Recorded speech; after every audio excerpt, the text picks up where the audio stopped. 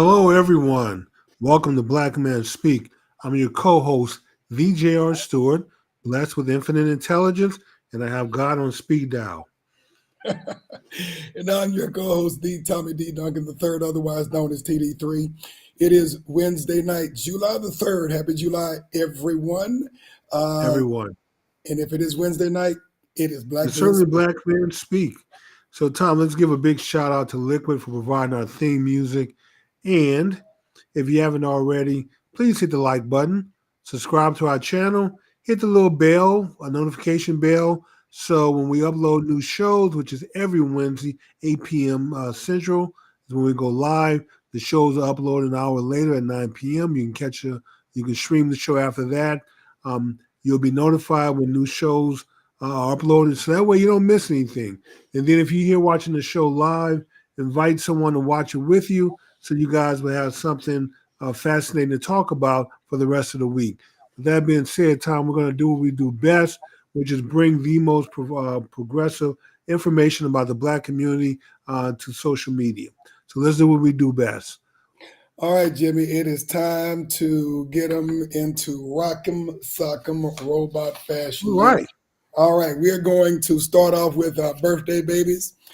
For this, the first full week of July. I guess technically it can't be full week since I think Sunday was the last day of June, but close anyway. All right, let's celebrate the birthdays. And if you have a birthday this week, shout out to you as well and let us know if you haven't already done so. Jump on that chat line so that we can get your feedback. This is going to be a very interesting conversation tonight. So we want you to jump on that chat line so we can get your feedback. So let's get started. Let's start out with a birthday that's actually on today.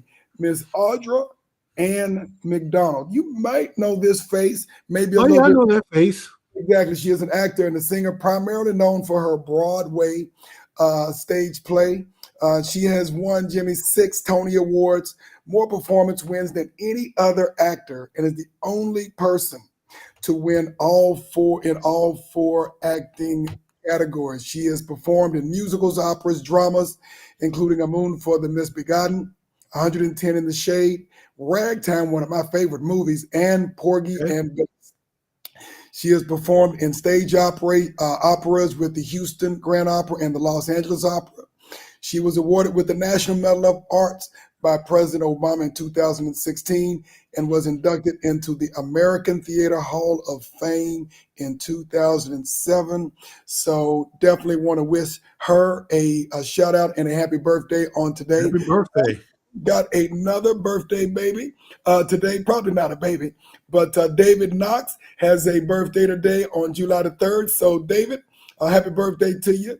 If anybody's got David on your speed dial, as Jimmy would say, make sure you give him a holler and give him a happy birthday shout today. Well, unfortunately, Tom, David Knox has passed away, but his Oh, birthday was today.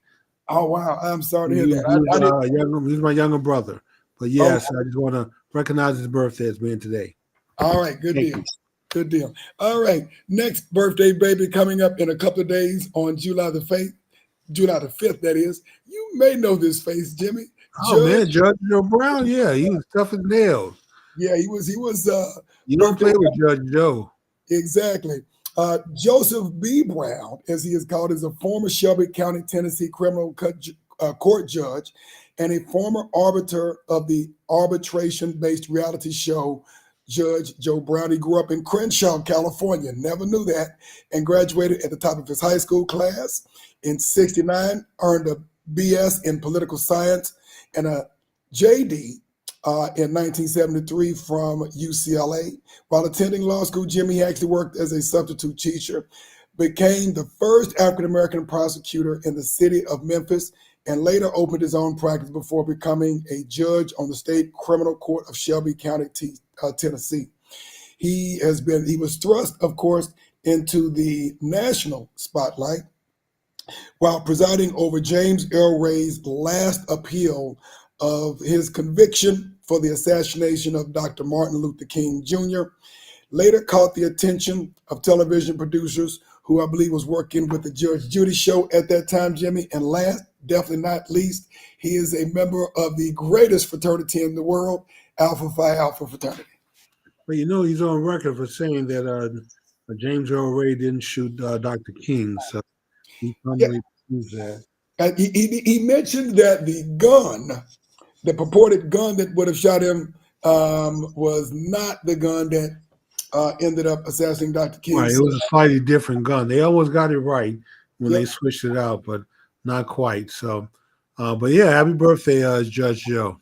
All right. And last, but definitely not least, anybody who has been in the rap game for a while, or hell, rap, television, music, or whatever, we have another birthday coming up this Saturday on July the 6th. 50, as they would call him, 50 Cent, Is or it two Curtis. quarters, 50 cents? 50 Cent's Curtis James Jackson the third, aka 50 Cent, rapper, songwriter, TV producer, entrepreneur. Businessman, entrepreneur now. So, yes.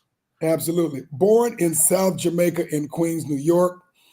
Actually, interesting, colorful life growing up. Began selling drugs at the age of 12 during the 1980s crack epidemic. Later began pursuing a music career, and in 2000 produced Power of the Dollar for Columbia Records. But days before the planned release, the infamous shot, or shots plural, that rang in the album was never released. But in 2002, he released a compilation of albums, Guess Who's Back? He was discovered by Eminem and signed to Shady Records. With the support of Eminem and Dr. Dre, Jackson became one of the world's most best-selling rappers of all time, especially in the rap game. And today, Jimmy has sold over 30 million albums worldwide, won several awards, including a Grammy, 13 Billboard Music Awards, 7 World Music Awards, 3 American Music Awards, and 4 BET Awards. So happy birthday coming up. Happy birthday. This Yeah, the Saturday. party is probably one of my top 10 rap songs. So I don't put a lot of them on my playlist, but he is one of them. So, but yes, happy birthday. Absolutely. And let's go ahead and recognize we've got one person on the chat line about 10 too short. Cousin Audrey K, good evening. Good evening. How are you? Thank you for joining us, and thank you for joining the chat line. Today, we're definitely going to want to hear from you. Also, of course, our good friend Uncle Asar said he has the flu, may not be able to make it, but hopefully he can join us momentarily, and expect him to be on the line, even with the flu, to make sure that his voice is being heard. So hopefully you get better soon, my good friend, and we'll look forward to catching up with you. So for those of you who are watching, there we go. Celia Reese, good evening. Thank you for joining the chat line, Celia. Cecilia in the house. I was a Absolutely. book club member. Yes. Need to make sure we get a couple of other folks. Got Gregory Harrington on the line out of the Austin, Texas area on the line. Happy almost holiday to you, Brother Harrington. Of course, a member of the greatest fraternity in the world as well. Mr. V. Mr. V. Vincent Stokes is on the line today. We're gonna have an interesting conversation today, Jimmy. So we got Mr. V on the line. My brother was on the line. I know he's got something to say as well. So let's go ahead and get this party started. I want to hear from all of y'all later today, later this evening. Make your voices be heard and known. This is not the forum to keep secrets and to be quiet. We expect everyone to speak up here. This is your show just as well as our show. All right. Let's go ahead and get what do you started. Have next, Tom? I feel good story of the day. We'll call it a short story, but this past weekend on the 29th of June, we had a sister girl who won the Miss Texas pageant, Miss Annette Otto Yobo, who won the Miss Texas pageant this past weekend. And she, I believe, Jimmy, won the Miss Southlake and was representing Southlake at the Miss Texas pageant. Of course, she will go on to compete in the Miss America pageant. That'll be coming up a little bit later this year. And one of the things that I found very interesting as I've judged a couple of these pageants at the local level, Jimmy, is that the diversity in the representation. in these pageants has been changing.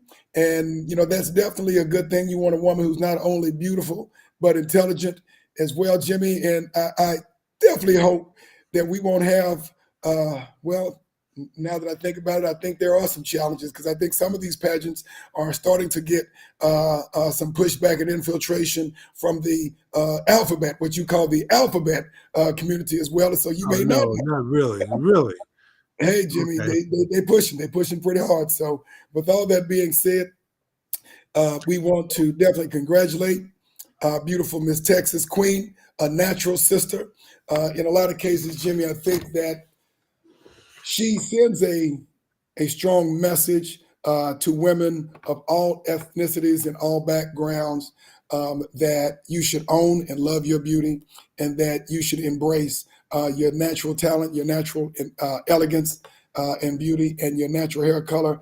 We've talked about this probably years ago, Jimmy, but a lot of our brothers and sisters, for that matter, have made billions of dollars for a lot of people putting chemicals in their head that really aren't that good for them.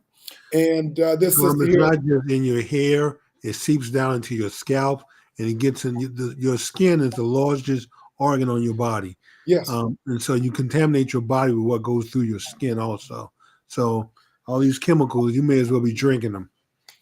yeah. So I want to definitely give a shout out to the new Miss Texas, who is a natural girl, and this will help esteem, especially those young sisters out there who are growing up, who feel that they've got to do something that's unnatural to their hair other than what God gave them. Well, Tom, unfortunately, the sister's going to be a little heartbroken with what I'm getting ready to say. But unfortunately, I am married, I'm off the market, and I'm too old. So I'm not available. But hey, if you had called me, 30 years ago, maybe it would have been different, but she wouldn't have been born. So it is what it is, Tom. Gotcha. I definitely understand. I know that there are a lot of women out there who are just crying in a bowl of cereal right now. I Just know, crying man. in a I bowl know. But yes, I'm off the market now. So, um, but hey, congratulations to her. I wish her well. The next competition is going to be the Miss America. So go represent Texas well. I'm hoping she goes far or even win the competition, Tom, because that would go a long way for sending the message that natural beauty is okay. Everybody doesn't have to have permed hair and straight hair, and you don't always have to put a bunch of chemicals in your hair and in your scalp to exemplify beauty. So your God-given natural beauty is okay also. So I'm glad she's out there. I wish her well and hope she gets lots of attention at the next stage. Right. And hey, best of luck. Best For of those luck. there who are in the pageantry game, go out there and support this sister, and then also do the research, because a lot of those chemicals have been tied to fibroids in women, and I think that the companies who produce these chemicals know what they're doing. So we've got to make sure that we're protecting ourselves. Tom, you hope they know what they're doing. They're testing these things on cats and dogs and monkeys, and that doesn't mean it's necessarily safe for humans. So True. yeah, so just be careful, people, especially ladies, about what you put into on your scalp, and in order just to get straight hair. It's not that important. It's not that crucial to have straight hair. Agreed. True that. All right. We've got another birthday. Oh, yeah. My cousin Audrey K has Okay. a birthday on the 5th. Audrey K. Booker, who is actually on the chat line today. Happy birthday. There we go. So you have a birthday coming up in a couple of days. So that's coming up on Friday. Matter of fact, I wish I had the background music to 50 Cent's "It's Your Birthday," and we do it a couple of days early. But all that being said, happy birthday to cousin Audrey. Happy birthday.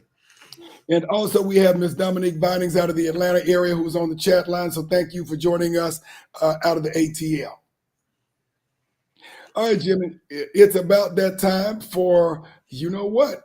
It's Black History music. yes, sir, Black History music. So just to make sure, what we are looking for those who have not been here lately and don't know the essence of the competition, a cappella version of one song now and one song at about a quarter to the hour is going to be played. You have to identify the artist of record, whether that is an individual or a group. The artist of record, and then the name of that song, the formal official name of that song. Now, you can get 1 point for each, or if you get both of them right, you can get 2 points. But if you only know one, just give us the name of the artist or the name of the song, and then you will get that point. And then, of course, the first correct response that comes in, there you go, based on a timestamp. So not necessarily by which one hits the chat line first. We'll be looking at the timestamp to see when you entered the information and give you credit for that particular time. All right, we've got Brother Frederick V. Roberts, Esquire, on the line, and he's given us, of course, a lesson in history. He said, congratulations to the Miss Texas Queen. She is the 4th African-American to win the title in 71 years. And this is also the 40th anniversary that Vanessa Williams became the first African-American Miss America who is Black as well. This is the 40th anniversary this year. Okay. So we know that. Thank you, sir.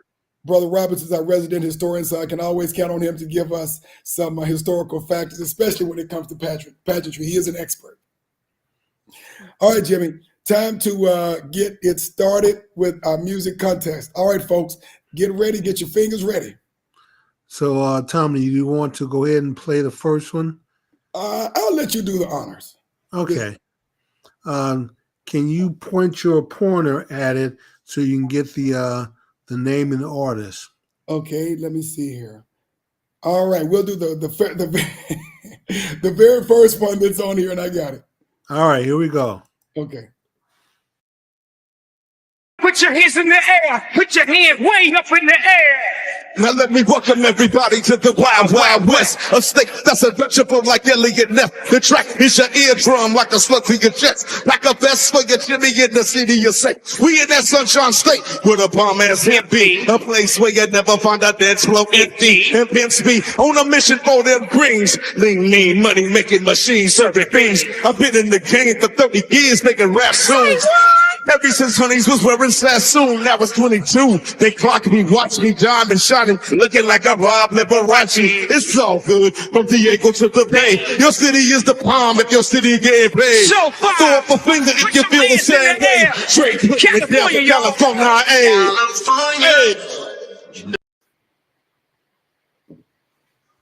Okay.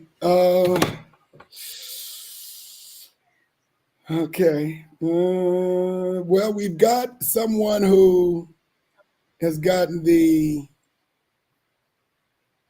name of the song right. Looks like Miss Carol. Wait a minute. Let me make sure. Let me make sure. Oh, wait a minute. Nope. We don't. Oh, wait a minute. They may not. Wait. Time out. Mr. V actually was the first to get the name of the song right. Mr. V is the first to get the name of the song right. Nobody has gotten the artists right yet. But we've got keep entering for another 30 seconds. You can keep trying. Okay, Mr. V has gotten the name of the song right. We're waiting to see if we can get anybody who can get the name of the artist right. Close. We got somebody who's close.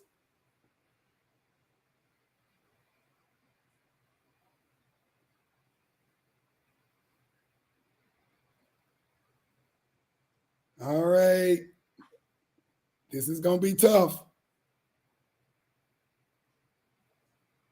And I'm sticking to your rule this time, Jimmy. Okay. I'm sticking to your rule. You have to let me know when the time is run out. You're the judge, so you go ahead and decide. Oh, the time has been run out. If you said 30 seconds? Yes, okay. Okay, 30 seconds has been gone. Okay, folks. So the name of the song, the official song, name of the song of record was California Love. which Mr. V, Vincent Stokes, got right. We got a couple of folks who were very close, but no one who got the full artist of record, which is actually Dr. Dre and Snoop Dogg. Based upon the information I have, it was Dr. Dre and Snoop Dogg. We had a couple of folks who came in with Dr. Dre, but nobody picked up the Snoop Dogg. Okay. We got folks who got one or the other, but not both. So Okay. it looks like we just get 1 point for Mr. V today. Yeah. No partial credit. Jimmy, that was a hard one. It is. It is. I think most people knew Dr. Dre, but nobody picked up both of them. And based upon your rules, Jimmy, it's got to be the official formal artist. That was my rules, but okay. I'll accept credit. So since it was two of them, Jimmy, it was Dr. Dre and Snoop Dogg. We had one person who said Dr. Dre. Actually, Ms. Tanya actually had Snoop Dogg, but no one said both of them. Okay. No one said both of them performed the song. Yeah. Okay, well, congratulations to our winner. Everyone who did not win anything or win a point, you'll have another chance in about 30 minutes. So make sure you stay on the show. And we have a very interesting topic coming up. So we want everyone to participate. Let your voice be and your thoughts be heard and known. So this is not the time to stand against the wall and be quiet. Everyone gets a chance to speak up. So let's do what we do best, Tom. All right, Jimmy. Let's go ahead and get started, Jimmy. We've got a couple of pretty interesting stories to cover, and what we'll do is we'll kind of flip a coin as to which one we're going to start talking about today. And we want to say that we want everybody's opinion who is on the chat line, and folks who are not on the chat line who wants to join and bring their opinion into the fray. We want to hear your opinion. We've got two key stories. One, obviously, everybody has been talking about the presidential debate that ensued last Thursday between presidential incumbent Joe Biden and former President Donald Trump last Thursday. And then, of course, a couple of days after that, this Monday, you had the Supreme Court ruling that, of course, Mr. Trump is pretty happy about, because it broadens his immunity as it pertains to certain cases that we know are in play. So those are the two things that we're going to talk about tonight. We want to get your opinion. I don't know that we have any of our resident attorneys.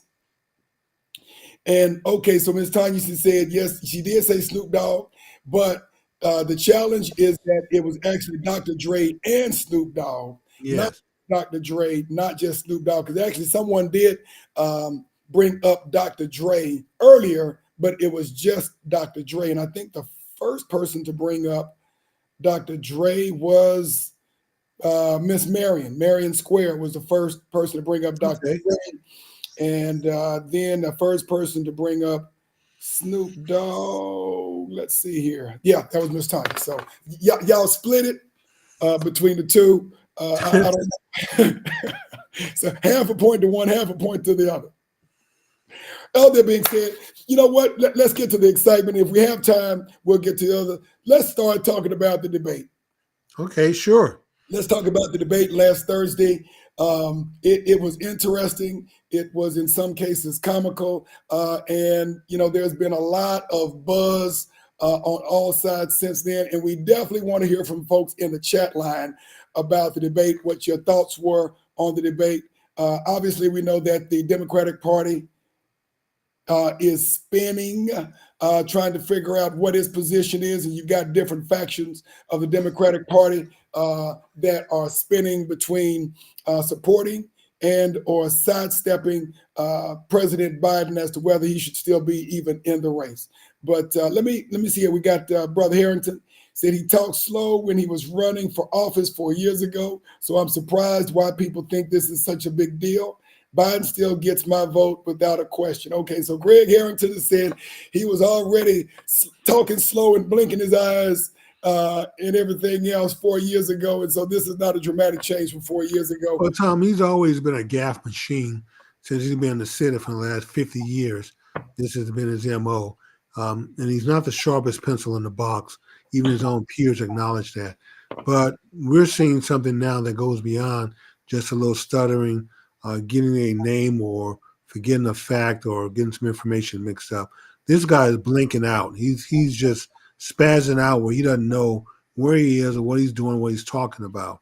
So I mean, everyone has a right to vote for who they want, certainly, but you got to keep in mind that this guy really, you got to question yourself: is he really ready to run the country? A very demanding job for 4 years. He took a week to prepare, where he wasn't doing anything but napping and being coached to get ready for this debate. And this is the performance that he turns in after a week of rest and 16 advisors getting him ready.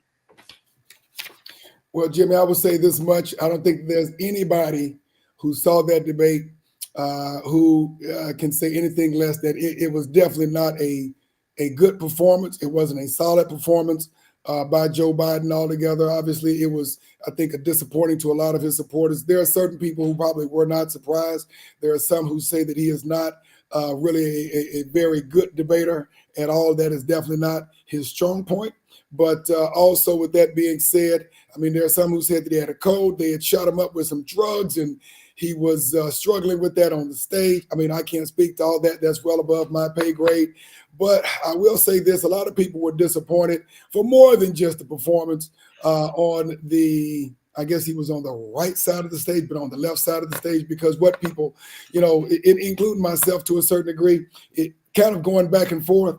There was a lot less time spent on policy and forward-moving conversations regarding each candidate, as opposed to backwards. What I've done and so on and so forth. And it was a bit frustrating for, I think, a lot of folks on both sides, whether you are supporting Donald Trump or supporting Joe Biden. Let's look at a couple of the notes that we have on here.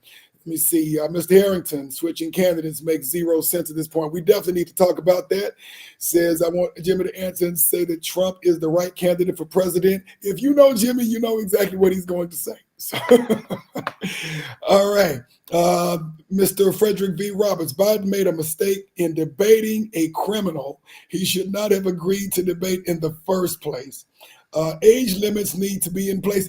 That's so this is from Miss Marion Square. Age limits need to be in place. I'm assuming you're meaning age limits for the presidency of the United States. We obviously now know that after FDR, there was not an age limitation, but a term limitation on the office of president, because, of course, FDR served 4 terms. He died during his 4th term, I think maybe a little bit over a year in. And so there are definitely term limitations.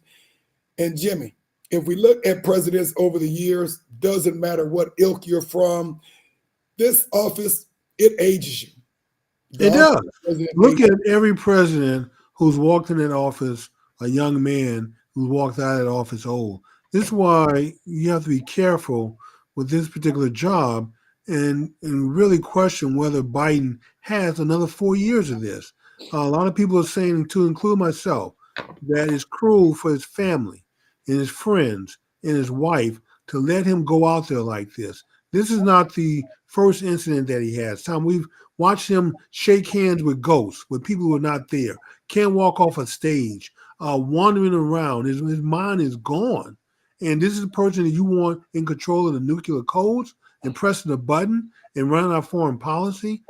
Here's a person who actually believes that he's reduced border crossings less than what they were under Trump, which is that's outrageous. I'm not even sure who's advising him, or he just got his facts totally mixed up. Here's a man who thinks that it's okay for illegal immigrants to kill Americans because they have a lower crime rate than Americans. I mean, as if that, like he mentioned, the little girl down in Houston, she was brutally raped, Tom, and brutalized for 2 hours. The last thing she saw in life were these 2 men raping her and killing her. This is what her parents have to live with. And what is his response? His response is, "Oh well, immigrants commit less crimes in America." Who the F cares what the crime rate for immigrants are if they're here illegally? If it's your child, you don't care anything about that stat. You don't care if they create more or less. All you know is your child is gone. But Tom, he wasn't even cognizant enough to understand what's at play here.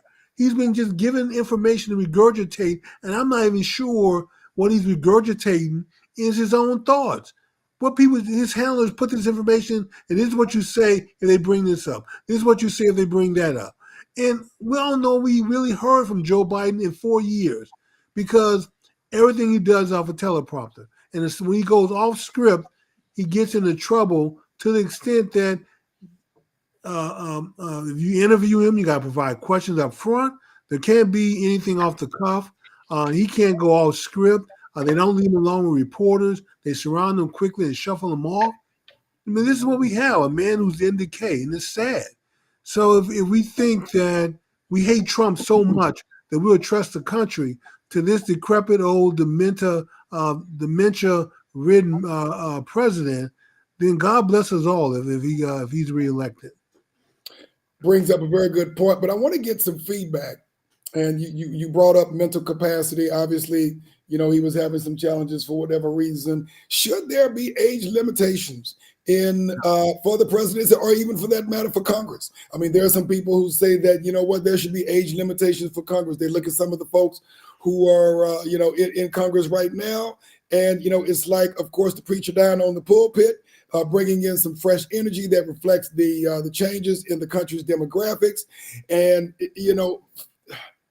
as a matter of fact, Supreme Court, let's go ahead and add Supreme Court to that as well. Should there be age limits? No age limits, Tom. That's no the price age we pay limitations. for being a free society, that the people have to decide and choose who's Because going to the represent thing about it is, Supreme Court is a lifetime appointment. Appointment. And, it could sometimes work in your favor, but it could sometimes not work in your favor when there's not an age limitation and somebody does not want to step down from a very powerful position. Of course, president has term limitations. That's a good thing. But in terms of the age at which somebody can run, that's one thing. Age limitations you think would typically cut into that. But in this case, obviously, you have someone who became president well into his 70s. Number two, when you look at Supreme Court, that is a lifetime appointment, just as other bench appointments are concerned. And sometimes folks die at the wrong time politically. Sometimes it goes one way, sometimes it goes another way. What do folks think about What do you mean die at the wrong time politically? What does that mean? Is there ever a good time to die? No, not a good time to die. But when I say age politically, when I say aging politically, let's say that you are a Republican Supreme Court justice. And, you decide that you're going to go ahead and stay. But you know what? You never know what God has in the plans for you. And you die as a conservative, far-right leaning Supreme Court justice.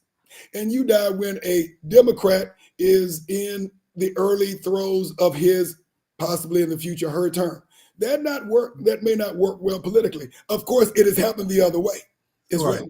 So that's what I'm saying is, the timing not politically being that effective for you or your leanings. Okay. You make a salient point there, a valid point.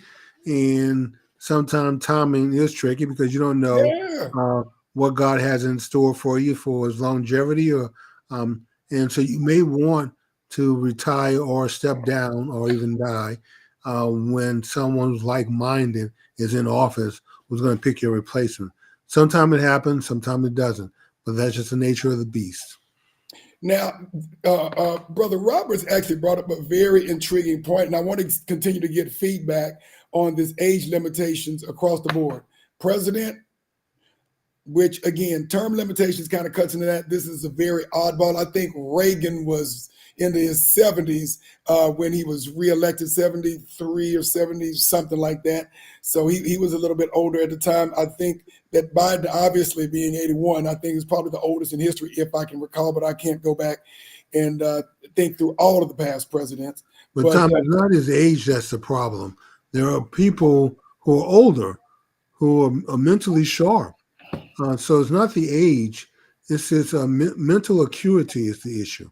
And we have something called the 25th Amendment. And the cabinet should really convene and seriously consider invoking the 25th Amendment.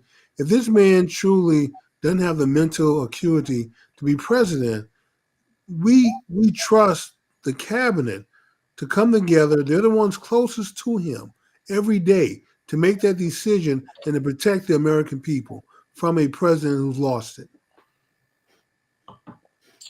Well, I guess lost it is definitely a matter of opinion. But let's see if we got any more feedback on the age limitations on our chat line. We've got a lot of good feedback here that I think we're going to have some time to dig into. I don't think we're going to be able to get into our second story the way this is going, but I love it. Let me see. So Ms. Carroll said it's not the age, it's the cognitive ability. Cognitive tests need to be administered after a certain age. Okay, I can go with that. Yeah. The only challenge is somebody might not just push for cognitive tests, but how do you define cognitive and what that test? And some folks might actually put in there. There's a standard test that they give. There's a standard test that they give, Tom, for our leaders and even for the president. So we don't have to worry about that. It's a standard across the board. So there's no bias built into the test. Biden is yet to take one. I think Trump has taken 2 so far. Gotcha. All right. Let's see, what else do we have? Cognitive tests. Some people might want to institute sanity tests. Okay, we've got one from Mr. Frederick V. Roberts. Should be term limitations on the Supreme Court. Now, that's a lifetime appointment. So when we say term otherwise, does that mean, and I'm asking Brother Roberts, are you saying they should only be allowed to serve for a certain number of years or up? And when you say term, what does that mean? Define that, because someone could be appointed to Supreme Court, let's say they're in their early 40s. So what would that term limitation look like as opposed to someone who is appointed maybe in their 60s? So I'm waiting to hear back from Brother Roberts. Let me see, Ms. Carroll, there should be term limitations for Congress. There should be cognitive tests administered after a certain age for president. So Ms. Carroll is saying there should be term limitations for Congress. What does that look like? So are we saying that there should only be 2 terms like president? What are you recommending, Ms. Carroll? Well, I think some people suggested 3 terms for the Senate, which gives you 18 years, and then 4 terms or 5 terms for 5 or up to 20 years, which I guess would be 10 terms for Congress, since they only serve 2 years at a time. So give them both about 18 to 20 years, and then they're out. Gotcha. Ms. Tanya said there should be age limitations on the Supreme Court as well, definitely. Otherwise, after a certain age, you've aged out. Okay. Ms. Dominique Vidings, term limits for Congress, the Senate, and the Supreme Court. So Ms. Dominique, there should be term limitations for Congress, that is the House, Senate, and the Supreme Court. Now, Ms. Marion, she said they should be consultants. You're going to have to clarify that. I'm not exactly sure what you mean on that one. Who is that referring to? And when you say they should be consultants, what does that look like? All right. We got our resident attorney on the line, Miss Elisa Patterson. Welcome back to the country. She just took a vacation, so definitely welcome back and thank you for joining. Ms. Dominique says Trump has mental acuity issues as well, not cognitive, but mental acuity issues. Okay. All right. Let me get this right. We wanted to put a focus on age. Okay, let me get this right. This is coming from Brother Harrington. We focusing on age over felony. We have a candidate that is a felon and there's no policy against it. Okay. There is no fix. Let's put this to bed and put this to rest. There's no restriction in the Constitution that prevents a person who's a felon from holding office. Now, correct. At the state level, there are some restrictions, but each state has different rules. But at the federal level, at least for president, there's no restriction.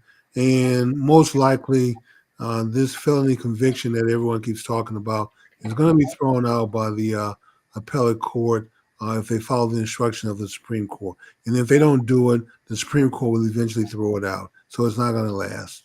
All right. Uncle Asar, age limitations for president, Congress, and all political offices. The spirit of Supreme Court lifetime appointment is they are not worried with the threat of politics, nor that they die old in the position. All right. Ms. Carol, a max of 10 years for Congress. She's recommending a maximum of 10 years for Congress. And yes, Miss Elise, a birthday trip to Aruba. Hope you had a great time. All right, that's our feedback from the chat line. Let's keep it moving. Let's see what else do we have coming up. Okay, next question. The elephant in the room, and I guess it's not so invisible elephant. You know, there are two. If we're going to the left side, the question is, should Joe Biden be replaced as the presidential candidate from the Democratic ticket? Obviously, you know, he at this point has all of the delegates that have supported him up until this point. All of a sudden, we have a debate, and folks are saying it's time for him to step down. What I find very interesting, and maybe it's just me, folks, but y'all let me know. How is it that it seems like most of the folks who are supporting Joe Biden seem to be Black? I found very few white folks who are supporting. Most of the white folks are saying Biden need to step down. Most of the Black folks, you know, are supporting. They're in his corner. They're in his amen corner. You know, Jim Clyburn in South Carolina. I mean, there are several folks.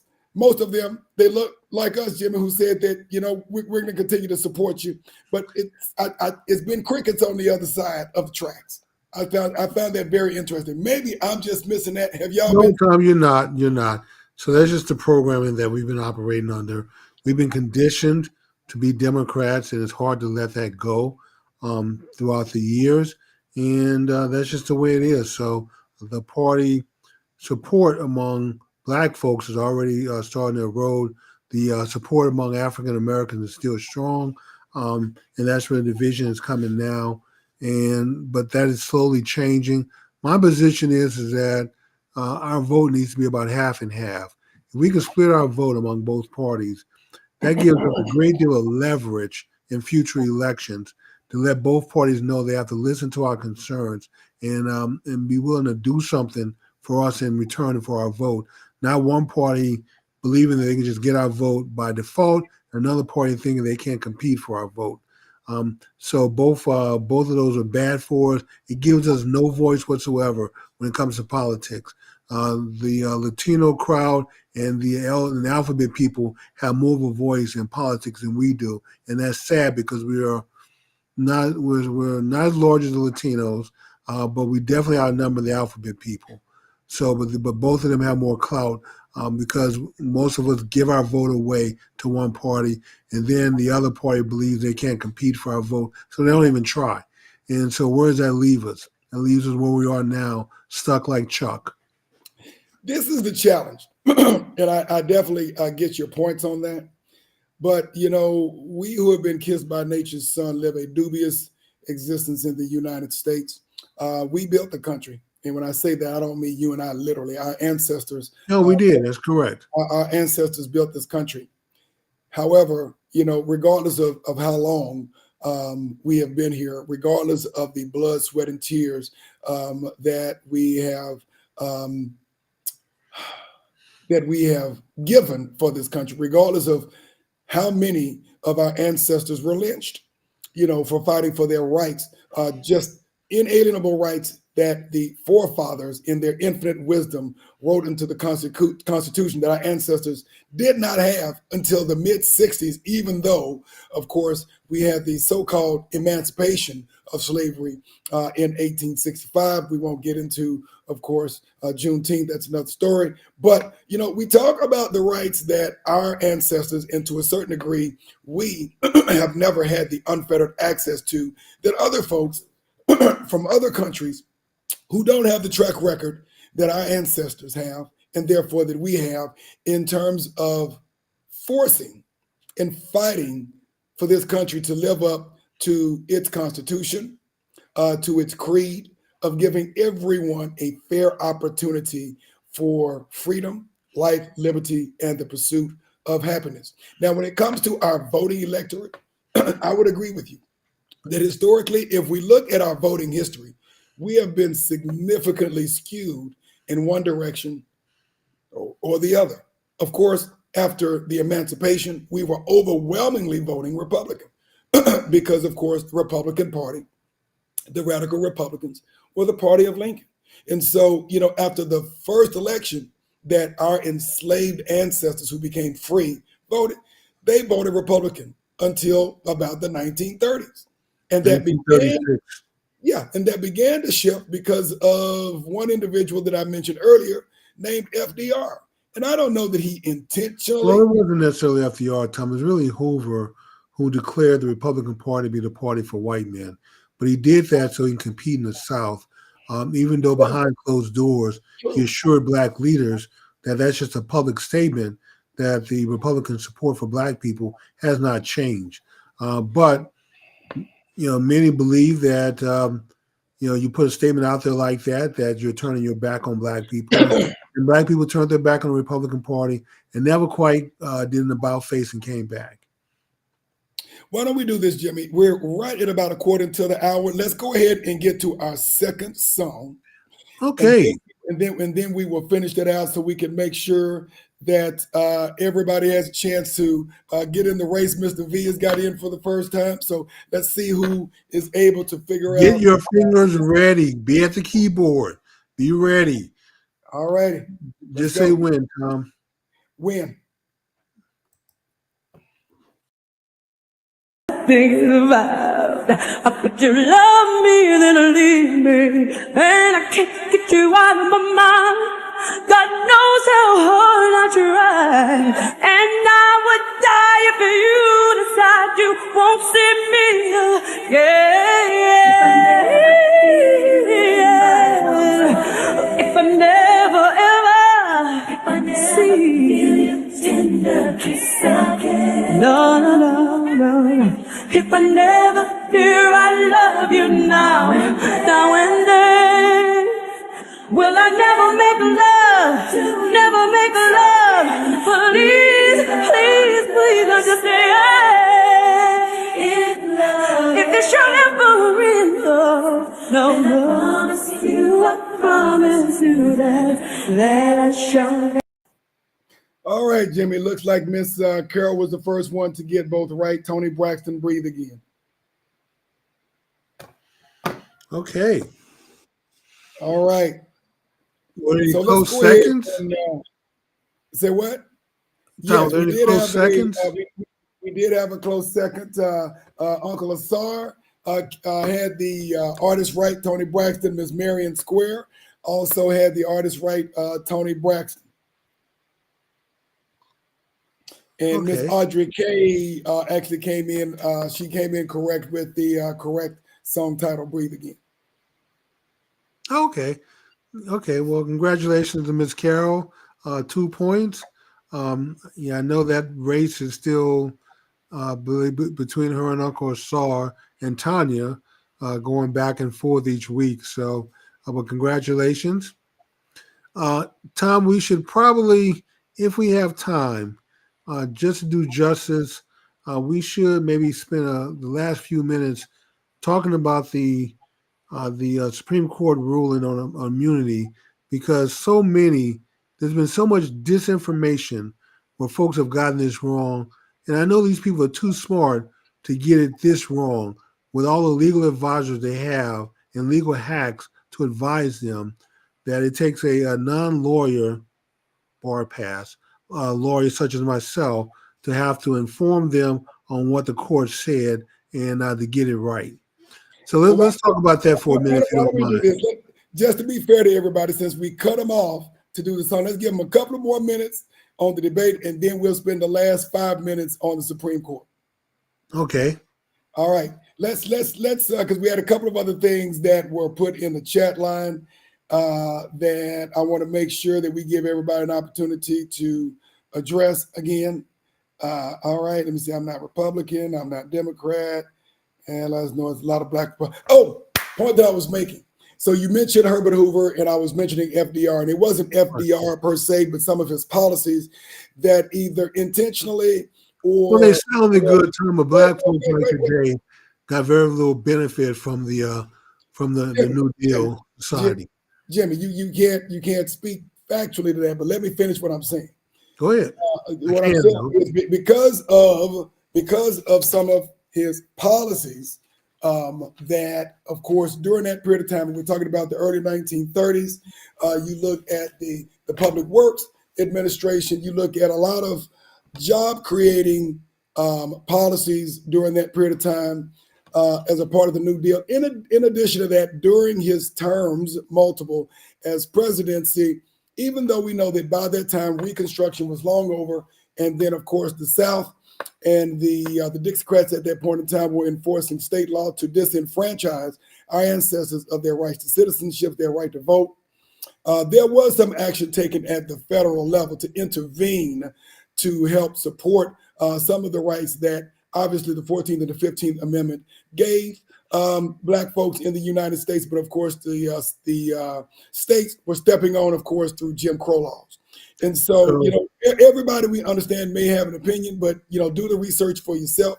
You've got to understand that. Go ask Google. And really, the key point that you've got to understand is that we're not just being conditioned through mass media, because mass media today is not mass media then. There were actually policies that began to shift the vote of Black America starting in the There 90s. were policies, Tom, but black people didn't benefit from those policies. So go ask Google that about the benefits of the New Deal society for black people. It sounded good on paper, but that's all it was. It sounded good. But unfortunately, it sounded good enough. But like today, the farm subsidies, black people got nowhere near farm subsidy at the rate that white farmers got them. You're correct. You're correct. You're correct. The public work sector. And so, and a lot of the economic historians and economists, tend to believe that the Depression was made worse by the New Deal. So that continued to hurt people long into his second and third term. So once again, it sounded good on paper. Everybody spoke a good game, but when it came to the rubber hitting the road, practical application of those policies and how they benefited black people, there's very little there.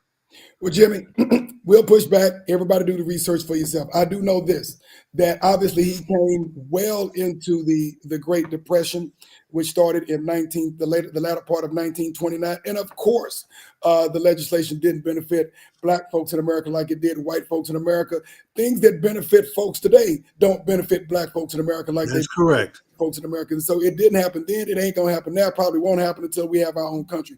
But it did benefit black people in some way, because when you look at the severe economic depression that we were going through, if you know that it was bad for white Americans, it was absolutely devastating for black Americans. And so even though we did not benefit the way that white folks did, which has never happened in this country, it did benefit black folks, which obviously began to steer their narrative, saying we may not be getting a lot of help, but we are getting some help.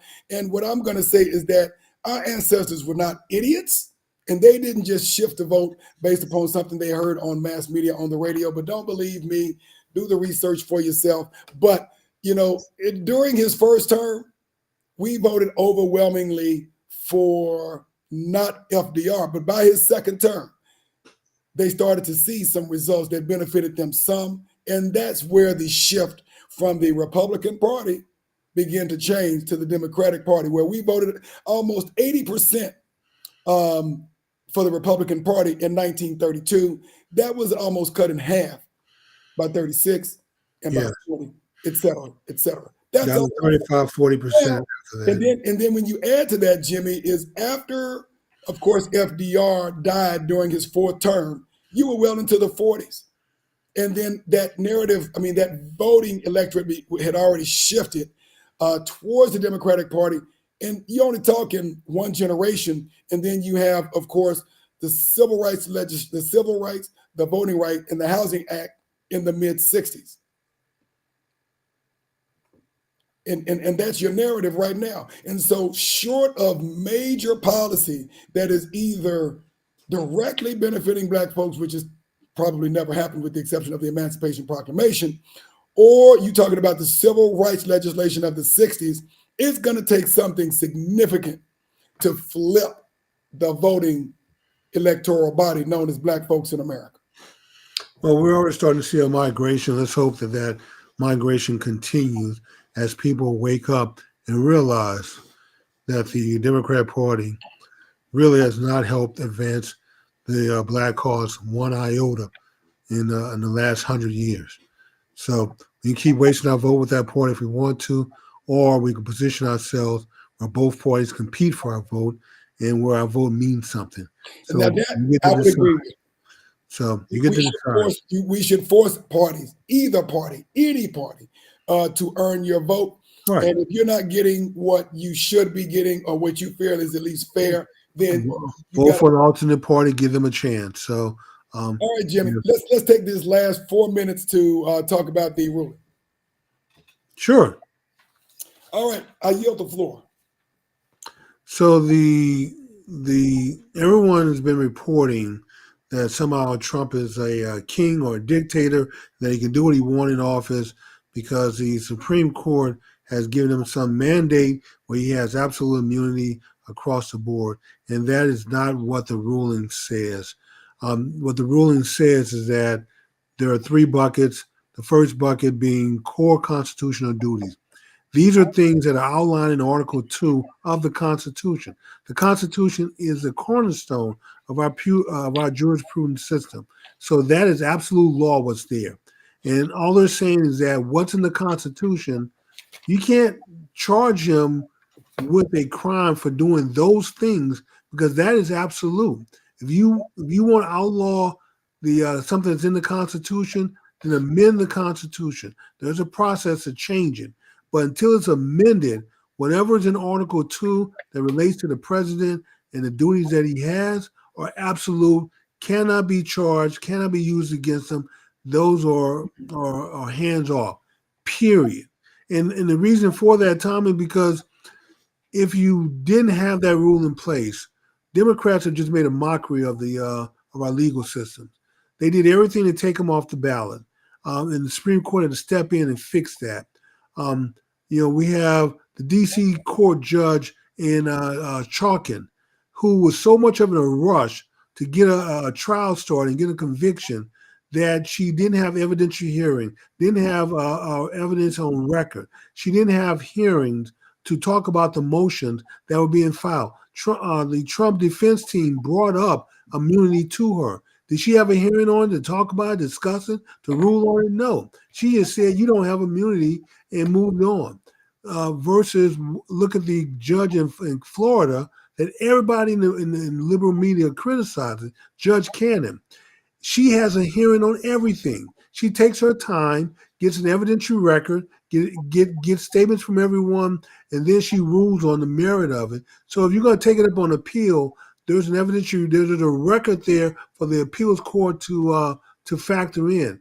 This thing gets the Supreme Court issues cert for this case, and they're going over it, and then they have to send it back because they're saying, hey, you don't have enough here. You have no evidentiary hearing. You didn't decide or have a hearing on whether he has immunity or not, what's covered or not on any of these motions. So they got to send it back with strict instructions for her to do her damn job, which is embarrassing for her and the three ladies that were on the appeal court that everyone said, and that with all the legal hacks that were out there, how great this opinion was, ironclad. There was no way the Supreme Court was going to overturn it, but yet they did. So once again, when it comes to constitutional matters, I'm glad that we have a court that is sticking to the Constitution rather than let the liberal left railroad people. Now, Black people know what this is like because we've had this happen to us. Many a times have been railroaded in court, but railroad through convictions for political means. The second bucket they said was, that the president is entitled to the presumption of immunity for things that fall outside the Constitution, but things that the president does on a regular basis. So if you give a speech, There's nothing in the Constitution that says you have to give a speech. But if you go out and give a speech and talk to the people or town hall, that is covered by the presumption of immunity, because it's something that the president has to communicate with the people. It's something that's within his role of function. Things that fall outside the first two buckets that are private matters are not covered. So a president can be charged and held to account for things that are deemed where you don't have the presumption of immunity or that are not in the Constitution. And so they should be smart enough to get this right and report it correctly, rather than just going out there with some sensational news story to get views and clicks and hits about, Trump has immunity in the court, gave him everything he wanted. All right. And there you have it, folks, from the mouth of the infinite wisdom. Infinite intelligence, yes. Infinite intelligence. All right. God on speed dial. All right. And that is all we have time for tonight. We want to thank you for joining us. We want to thank you for our comments. Next week, we are going to have to catch up on some news. There's a lot of stuff going on. Kenya, Tom. Yeah, because literally, as all of this drama is going on, Kenyan forces are landing in Haiti this week. So that's something we've got. They may need to get back on the plane and go back home to. Yeah. While they're sending all those police, it's not even essential military, it's the police. While they're sending the police to Haiti, they've got protests going on, of course, in the major cities in Kenya. So we understand, the United States wrote a check, and I guess they got to do their due diligence on it since they got that $300 million, Tom. Go get the money. Exactly. So with the inflation that you have going on in Kenya, I know they need the money, but when we look at the politics of it, and of course Kenya doing the United States' grunt work, we will jump on that next week. One more thing to think about for everyone for next week: should we have another fundraiser to raise money to rebuild Haiti? And I'm all in favor about if we can raise a couple of $1 billion, and you put Tommy and I in charge of the money. I would say this. If we could just get the colonial powers out of Haiti, allow them to have a democratically elected president and Congress that are responsible to them, and get the United States and Canada and France out of Haiti and let those people rule their own country and have sovereignty over their own country, that would be a start. But as long as you've got the United States and France and Canada with their grubby hands in Haiti, which they've had there since the beginning of the 20th century in the early 1900s, you're going to have problems. Well, Tom, when you say colonial powers, that's code word for the Clintons. So you no, get the Clintons. Code word. The Clintons were not born when the United States started occupying Haiti. The Clintons were not born yet. They have a heavy hand in the condition of Haiti now. So anyway, everyone think about that for next week, and we'll have a more detailed discussion about what's going on in Haiti and in Kenya. So thank everyone for watching the show tonight. Invite others to come watch next week. Like I said, as we continue to try to provide the most progressive news pertaining to Black people on social media. Tom, I'll give you the last word, and we're closing out. Good evening, everyone. Thank you. If you haven't already done so, like this show, share this content with somebody else. Definitely come back, bring somebody else with you next week. We've got a lot of great stories that, unfortunately, we didn't get a chance to cover today because this was an important topic, but we will get back to the news next week. Good evening, everyone.